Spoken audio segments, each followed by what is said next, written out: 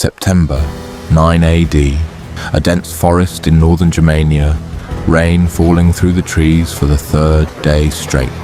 3 Roman legions, over 20,000 men, are strung out for miles along a narrow track cut through the mud, wagons bogging down, the columns stretched so thin that the men at the front cannot see the men at the rear. They believe they are marching home for the winter. They have no idea they are already surrounded. The columns spread too thin. We've lost sight of the rear guard twice today. It's always been like this on this road. Not like this. Something's wrong. His name is Publius Quinctilius Varus, governor of Germania, and the man walking beside his horse, advising him on every step of this march, is the reason he will never see Rome again. To understand how 3 entire legions vanished into a German forest, we have to go back further, to a hostage sent to Rome as a boy, and the empire that raised him to become exactly the man it needed, right up until he wasn't. Rome had spent nearly 2 decades trying to turn Germania into a province like any other, and for a while it seemed to be working. Roman roads were being built east of the Rhine, Roman law was taking hold, and a young Germanic nobleman named Arminius, sent to Rome years earlier as a hostage of peace between his tribe and the empire, had grown up inside that system entirely. He had commanded auxiliary troops for Rome. He held Roman citizenship. He had earned the rank of equestrian. By every measure Rome used to judge loyalty, Arminius belonged to them. You grew up among us. You fought beside us. Your own father-in-law serves Rome loyally in this province right now. I know exactly what I owe Rome. And Varus believed him completely. Varus had been sent to Germania not as a conqueror, but as an administrator, a man experienced in provincial government, tasked with finishing the job of turning a military occupation into a peaceful Roman province. He trusted the local nobles who had proven themselves, and none had proven himself more useful than Arminius. The tribes east of the river respect him. He speaks for them and for us. That is exactly why I don't trust him.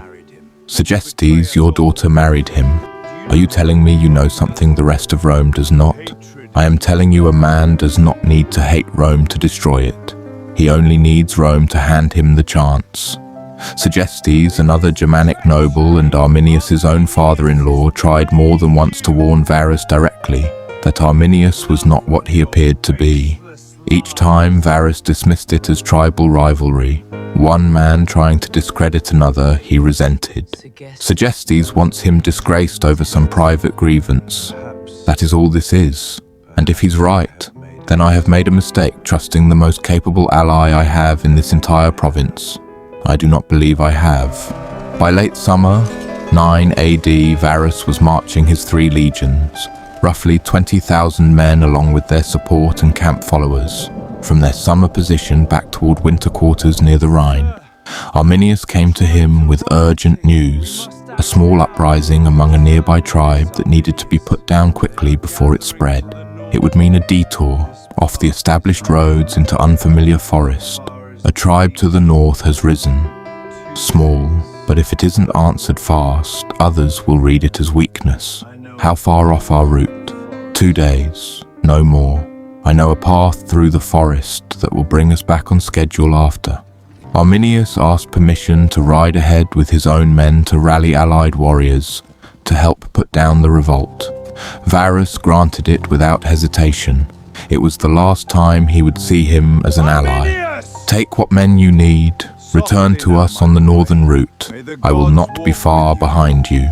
What Varus did not know was that there was no uprising. Arminius rode ahead not to gather loyal warriors for Rome, but to finish assembling the coalition of Germanic tribes he had spent months building in secret, all of it hidden behind the trust of a man who considered him a friend. Every man you can bring, every spear, every bow. Rome does not expect this. Rome does not believe we are capable of this. That is our only advantage. And it will not last past the first arrow. The route Arminius had chosen for the legions ran through the Teutoburg Forest. Dense trees, narrow paths, marsh on one side, hills on the other, terrain that made Rome's greatest strength. disciplined formation fighting almost impossible to use. He had walked this ground his entire life. Varus had never seen it before. The path narrows up ahead. Wagons will have to move single file through some stretches. For how long? A few miles. It widens again after. It did not widen again. Over 3 days, the Roman column, weighed down by baggage, families, and equipment never built for this terrain, was forced into a thin, broken line stretching for miles through the trees, exactly the shape Arminius needed it to take. Sir, we've had reports isolated, nothing that should slow the march. Rains made the road worse than expected too. Keep the column moving. We're already behind schedule for winter quarters. On the second day, the isolated attacks Varus had dismissed became something else entirely. Germanic warriors using ground they knew intimately struck from the tree line in short, brutal bursts and vanished before the legions could form a proper line to answer them. They're hitting the rear, wagons overturned, we've got men down. Cavalry, clear the tree line, there's nothing to charge, it's just trees. Then fight through the trees. The Roman formation, the tight ordered ranks that had conquered half the known world on open ground, meant almost nothing in dense forest. Units became separated, officers lost contact with their own men, and the rain kept falling, turning the narrow path into deep mud that swallowed wagons and slowed every retreat. Where is Arminius? He should have met us with reinforcements by now. He isn't coming. He was never coming. He built this. By the third day, what remained of the column tried to fortify a camp for the night and press on toward the Rhine at dawn, but the attacks only intensified, coordinated now. Arminius directing warriors from multiple tribes against a Roman force that could no longer form a line wide enough to defend itself. We have to break through tonight while we still have the numbers to do it. Break through to where? We don't know this ground. He does. Command began to fracture. Some officers pushed to abandon the heaviest equipment and move fast.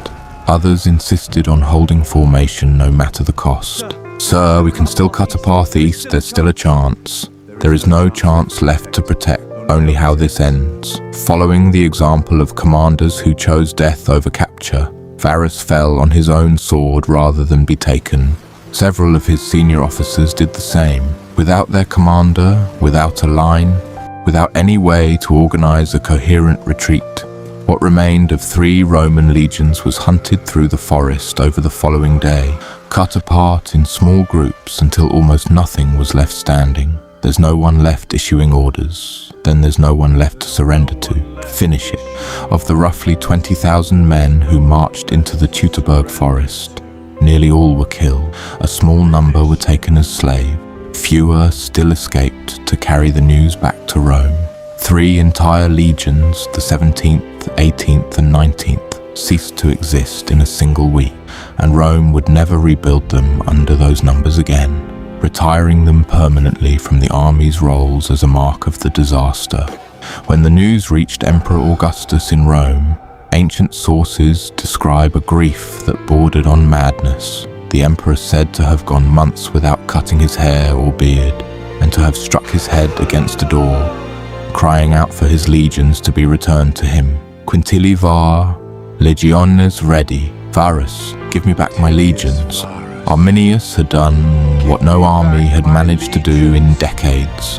He had stopped Rome's advance into Germania permanently, and the empire made attempts in the years that followed to punish the tribes responsible and recover what remained of the lost standards, but it never again tried to hold the land east of the Rhine as a province. The border of the empire that had seemed destined to keep expanding forever stopped at that river and stayed there for the rest of Rome's history because of a man Rome had trusted completely, right up until the moment he showed them exactly why they shouldn't have.